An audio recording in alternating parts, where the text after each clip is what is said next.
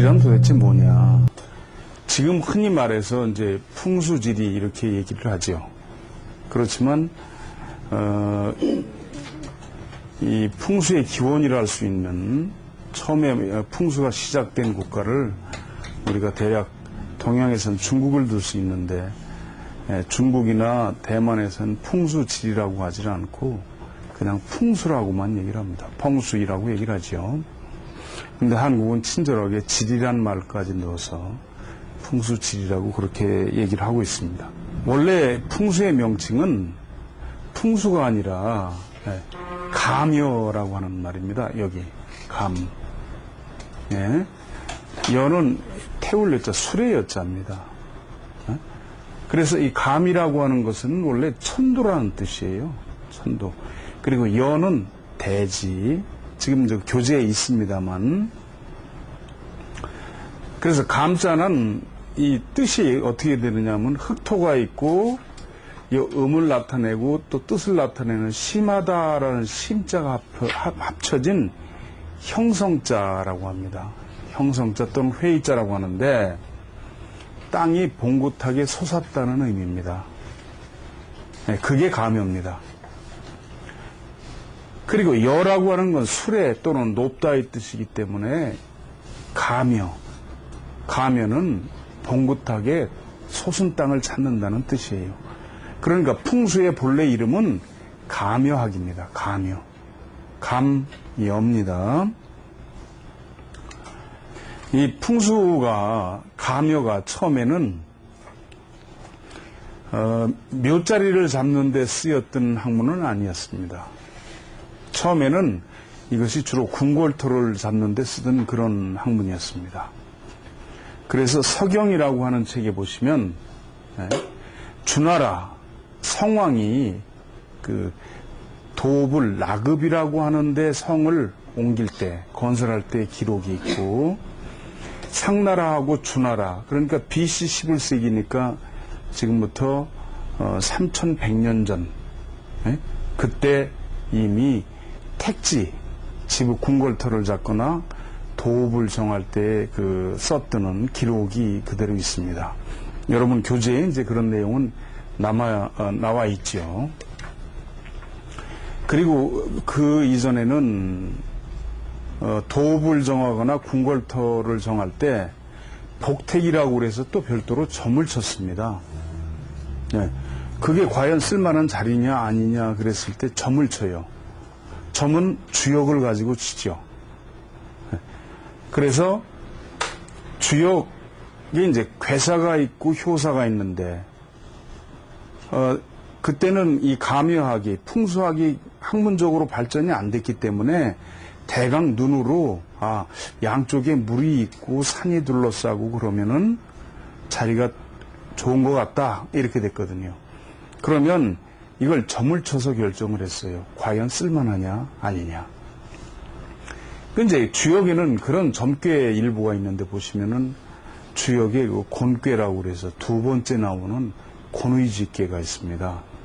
거기서 보면 군자유요왕 서남득궁 안정길 그랬어요. 군자에게는 갈 곳이 있는데 서남 쪽으로 가면 벗을 얻는다.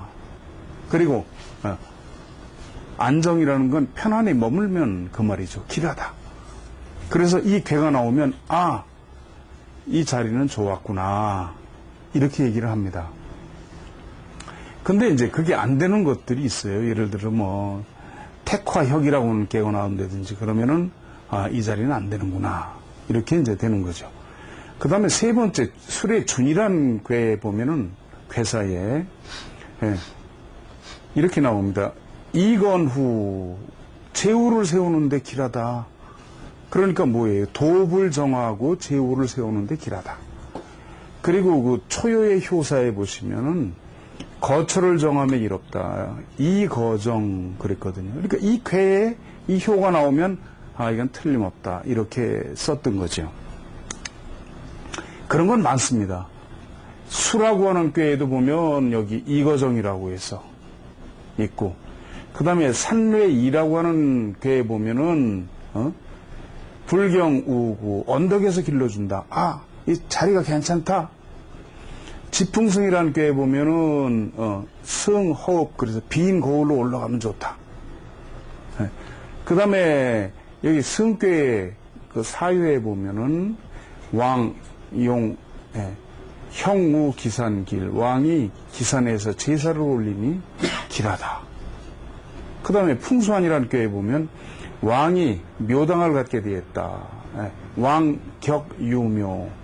그 다음에 사유에 보면 언덕 위에 있으니 보통 사람은 생각지 못한 것이다. 유구, 비이소사 이런 식으로 해가지고 점을 친 기록들이 있습니다. 그러니까 풍수를 그 당시엔 학문적으로 정립이 안 됐기 때문에 눈으로 보고 야 이게 긴가민가 하다 그러면 주역으로 점을 쳐서 결정을 했습니다. 그런데 이제 여러분 아시다시피 사기라고 하는 책이 있죠. 중국 한나라 때 사마천이라는 사람이 쓴 책입니다. 거기 보시면 절이자 간무열전이라는 데 보면 이 사람이 절이자인데요. 진나라 해문왕의 동생 절이자가 BC 300년에 죽었으니까 지금부터 2300년 전 사람입니다. 이 사람이 최초로 풍수지리책 가묘서인 청호경을 줬어요. 청호경. 그리고 이 사람이 죽기 전에 뭐라고 그랬느냐면 100년 후에 천자의 궁궐이 내 묘를 사이에 낄 것이다 라고 얘기를 했어요. 그런데 진나라가 망하고 한나라가 통일을 하고서 한나라가 장락궁이라고 해서 그걸 저 동쪽에 짓고 그 다음에 미양궁이라고 하는 것을 궁궐을 서쪽에 줘요. 지어놓고 보니까 절이자라는 사람 무덤이 딱 가운데에 왔어요. 그러니까 이 절이자라는 사람이 즉 동쪽에도 궁궐터가 되고 서쪽에도 궁궐터가 된다는 걸 알고 예언했던 거죠. 이거는 사기 정사에 있는 거기 때문에 이건 그 거짓말이 아닙니다. 전부 다 중국 정사에 포함이 되는 것들입니다. 그 다음에 이제 거기서부터 한 400년쯤 내려오면 위진시기라고 중국에 있는데 3세기니까요. 지금부터 1700년 전이죠. 그때 이제 민간에서 이제 이게 이용되기 시작하는 거예요. 집터도 잡고 하는데. 근데 특히 부유한 계층에서 이제 집터를 정하는데 그치지 않고 묘토를 잡는데 이걸 쓰기 시작합니다. 이 가묘학을, 풍수지리학을. 그때 곽박이라고 하는 사람이 장경, 즉 장사 지내는 경전이라고 하는 것을 저술을 해요. 이 사람입니다만 제가 이 중국에 가서 이 양반 동상을 제가 찍어온 겁니다만 그래가지고 이게 크게 발전을 합니다.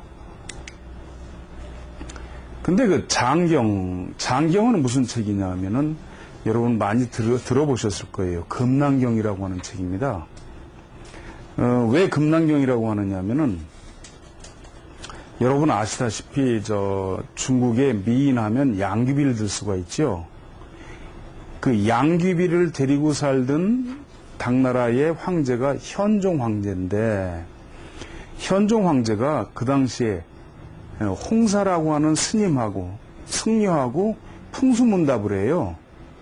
그러면 홍사가 뭐라고 그러냐면 폐하 장경에 이르기를 뭐라고 하였습니다. 이렇게 대답을 한단 말이에요. 계속. 그래서 황제가 그 책을 몹시 갖고 싶어 했어요. 그랬더니 홍사라고 하는 승려가 스님이 필사본으로 그걸 하나 써가지고 황제한테 바치면서 이걸 깊이 넣어두고서 보셔야 됩니다. 네. 이 책이 밖으로 유출되면 안 됩니다. 비전입니다. 그랬어요. 비밀이 전수되는 거라고. 그래가지고 황제가 그걸 어떻게 했느냐면 비단으로 만든 주머니에 넣어서 깊이 넣어두고 자기만 꺼내서 봤어요. 그래서 비단 주머니란 뜻이 금낭이거든요. 그래서 금낭 속에 넣어두었던 책이다 해서 그 이후로부터 사람들이 금난경이라고도 부르게 됐고, 지금은 장경보다는 금난경이라는 이름으로 더 유명합니다. 근데 이제 거기 보면 이런 얘기가 있습니다. 여기 그냥 보시죠. 장자성생기야 그랬어요. 장사를 지낸다는 것은 생기에 태우는 일이다 그 말이에요. 생기에 실는 거예요. 요 승이라는 글자는 우리가 승차 그러죠? 차를 탄다 그런 뜻이지만 원래는 요 밑에는 나무목이고 요 나무 위에 올라가서 옛날에는 뭘 이렇게 보든, 예, 전쟁터에서 보초가 이렇게 보든 그런 글자입니다. 그래서 태운다는 뜻도 있지만 찾는다는 뜻이에요. 그래서 장사를 지낸다는 것은 생기를 찾아서 생기에 태우는 것이다. 인수체여 부모예요. 사람은 부모로부터 몸을 받았잖아요. 본체 듣기. 그 본체라고 하는 건 부모의 유골이에요. 부모나 조상의 유골이 생기를 얻어 땅속에서. 그러면 유체 수음이에요. 남아있는 몸이니까 후손이 음덕을 입어요. 이 음은 그늘이라는 뜻이에요 원래. 그런데 그 음덕을 입어요. 기, 감, 이응, 귀, 복급인이거든요. 그래서 기에 감응돼서 그 응이, 감응이 나타나면은 여기서 귀신이라는 뜻은 조상이라는 뜻이에요. 조상신이 복을 사람에게 준다 그 말이죠. 그리고 이제 쭉 있지만 여기 보시면 이런 말이 있습니다. 시동산서봉 영종동응 그랬어요. 이게 무슨 말씀이냐면 한나라 때, 한나라 무제 때입니다. 한무제라고 아주 유명한 황제였죠. 그 미양궁에 큰 종을 걸어놨는데 어느 날 아무도 울리지 않았는데 그 동으로 만든 종이 혼자서 윙하고 울었어요. 실화입니다. 이거 기록입니다. 전부 다. 이상하잖아요. 그래서 그 당시에 여러분 잘 아시는 동방사기라고, 우리는 삼천갑자 동방사기라고 그러잖아요. 들어보셨죠? 삼천갑자 동방사기? 못 들어봤어요? 근데 실제로는 그 양반은 60살 정도 살았습니다. 그런데 이런 쪽 학문에 밝았어요. 그래서 황제가 동방삭을 불러서 웬일이냐, 아무도 울리지 않았는데 이 큰 종이 저 혼자서 울렸다. 그랬더니 동방삭이 하는 말이, 이 종은 저 서촉, 이제 나중에 보면 그 유비가 다스리던 먼 그 서촉 지방에 동산이라고 하는 산에서 캔 구리로 만들었습니다. 그런데 이 종이 울렸다는 것은 종이 울린 시간에 그 동산이 무너진 것입니다. 그래서 동기가몽을 일으켜서 울린 것입니다. 이렇게 대답을 한단 말이에요. 그랬는데 몇 달 지나서 장계가 올라와요. 요즘 같으면 뭐 무전도 치고 핸드폰도 있겠지만 옛날에야 그 전부 다 말로 달려서 오지 않습니까? 왔는데 그날 종이 울린 시간에 그 동광이 있는 동산이 무너졌어요, 실제로. 그러니까 황제가 말하기를 저렇게 자연도 저렇거늘 하물며 사람이야 오죽하겠느냐, 이렇게 말을 했죠. 그래서 풍수지리의 요체는 동기가몽설입니다. 동기가몽설. 그러니까 조상의 유골이 생기, 좋은 길을 받으면 후손한테도 좋은 영향이 나타나고, 좋지 않은 사기를 받으면 좋지 않은 그런 결과가 나타난다라고 하는 그런 내용이 됩니다.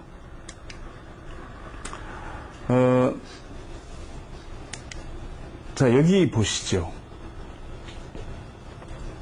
이건 이제 구글어스를 캡처한 겁니다. 구글어스. 여기가 경복궁입니다. 지금 이거 경복궁. 그리고 여기가 청와대예요. 그런데 저 뒤에서부터 꾸불꾸불꾸불 내려와서 쭉 내려오지 않고 산맥이 잘 보시면 이렇게 내려왔죠? 예? 꾸불꾸불 내려왔죠? 예. 그래서 요 뒤에 여기가 현무가 되고, 그러니까 뒷산이 돼요. 그리고 앞에 와서 쫙 펼쳐진 자리가 이 경복궁이 됩니다. 서울에서는 경복궁만한 터가 없습니다. 아쉬운 점이 있다고 그러면 이 자리가 처음에 이렇게 만들어지지 않고 사실은 이렇게 만들어졌어야 돼요. 네. 그래야만 목멱산, 즉 남산을 안산으로 하는데, 무학대사는 이렇게 쓰려고 그랬는데 정도전, 삼봉 정도전 대감이 그렇게 쓰면 삼천리 강토가 전부 다 부처나라가 된다 그 말이에요. 그리고 이렇게 써야만이 나라에 가끔은 별난 비슷한 것도 있고, 그래야 나라가 발전한다. 그래가지고 우겨서 이렇게 쓰게 된 거죠. 그런데 이 경복궁 위에 보시면 이게 이제 임좌 병양을 썼는데, 나중에 아시겠습니다만 여기가 근정전이에요. 경복궁 안에 진짜 여기 왕의 집이죠, 그죠? 여기가 이렇게 썼죠? 빤듯하게 이렇게 방향이. 근데 여기 보시면 어때요? 요거는 여기 있는 궁궐은 왕이나 왕비가 돌아가시면 3년 동안 여기다 관을 놔요. 그리고 3년 후에 장사를 지내는 겁니다. 요 구석이 있는데 여기는 어때요? 방향이 완전히 다르죠. 다릅니다. 이렇게. 예. 이런 것들이 그냥 우연히 만들어진 게 아니라 전부 다 풍수에 의해서 만들어진 그런 것들입니다. 우리나라는 백두대간에서부터 시작해서 이제 이렇게 내려오죠. 쭉 금강산, 설악산, 오대산, 그래서 여기서 한 줄기 갈라지고 이렇게. 그 다음에 월악산, 속리산, 덕유산, 지리산에서 이렇게 해가지고 한라산으로 건너가요. 그 다음에 여기서 한 줄기가 무등산으로 내려가죠. 그 다음에 이제 이쪽에, 그리고 여기서 이렇게 백두대간으로 해서 내려오는 또 선이 있습니다.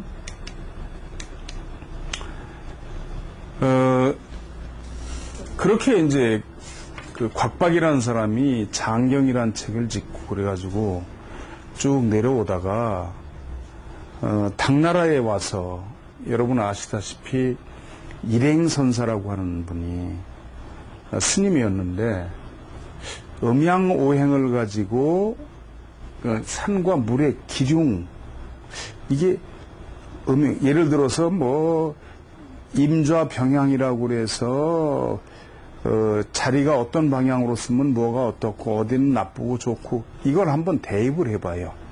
네. 그렇게 해서 이제 그런 방법을 창안하고, 여러분 그 하고 계신 명리 있죠? 그건 이제 이허중이라고 하는 사람이 원래 그 주역학자인데 이 양반도 불교학자입니다. 그래서 세상에서는 이장자라고 불렀는데 주역의 그 수리에 착안해 가지고 음양오행으로 그 기륭하고 귀천을 추측하는 이제 명리학을 이 양반이 최초로 만들어요. 예? 그런데 이 이론이 풍수에 영향을 미칩니다. 이때는 명리학이 어떻게 했느냐면은 시간은 없었어요. 예. 연, 월, 일만 가지고 했습니다. 그리고 명리학이 이 이전에는 있긴 있었는데 어떻게 했느냐면은 예를 들어서 무슨 범띠가 겨울생이면 먹을 게 많다.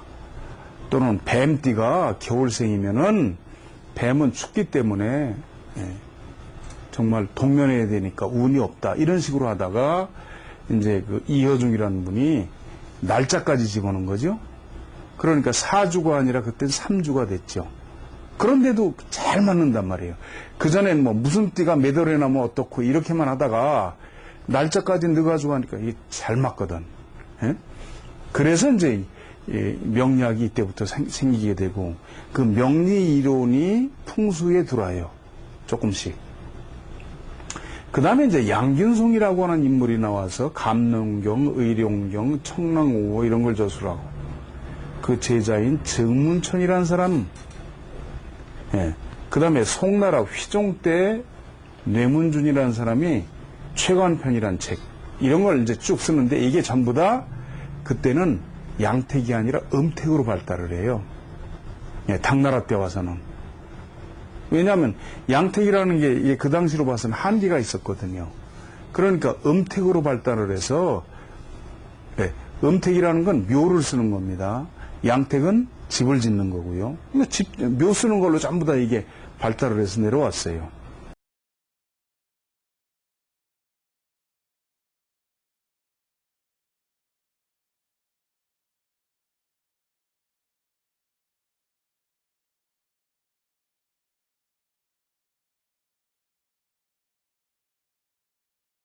남편분이 좀 나오시고.